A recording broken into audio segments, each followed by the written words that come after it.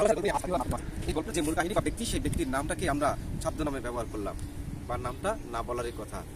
একটা সময় যে স্কুল লাইফ থেকে যাকে ভালোবাসতে চেয়েছিল, যাকে নিয়ে স্বপ্ন দেখতে চেয়েছিল, যাকে নিয়ে সুখের জীবন কর্মজীবনে গিয়েও তাকে নিয়ে বসবাস করতে চেয়েছিল, সেই বিষয়ে ভালোবাসার গল্প আমরা তার সাথে কথা বলেছিলাম।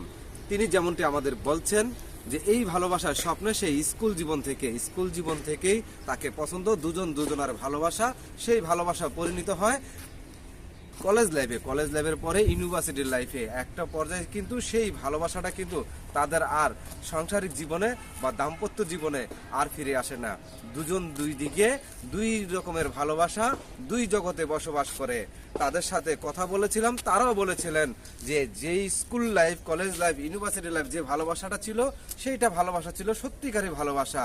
পরে পরিবারের পরিজনের চাপে, ব্যক্তিগত কারণে তারা ছেড়ে চলে গেছেন দুজন দুজনার কাছে। এখন মেয়েটা রয়েছে অন্য জগতে, আর ছেলেটা রয়েছে আরেক জগতে। দুজনের দুই দিকের ভালোবাসা আগের মতো না, সেই ভালোবাসা হয় না। আছে কষ্টে, আছে বুক ভরা বেদনা নিয়ে। এখনো সেই ভালোবাসার মানুষকে দীর্ঘ 8 বছর পরে আবার দেখা হলো।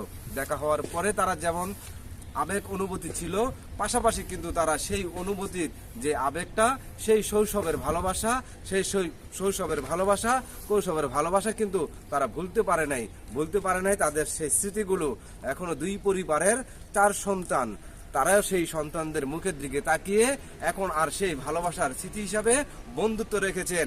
আজকে তাই এই যুগের সেই ভালোবাসা কি এরকম স্মৃতি হয়ে থাকবে, নাকি বর্তমানের ভালোবাসা ব্যতিক্রম ভালোবাসা হয়ে থাকবে? তো আজকের এই গল্পে সংক্ষেপে বললাম, ব্যতিক্রম কোনো গল্প নিয়ে আপনাদের মাঝে হাজির হব।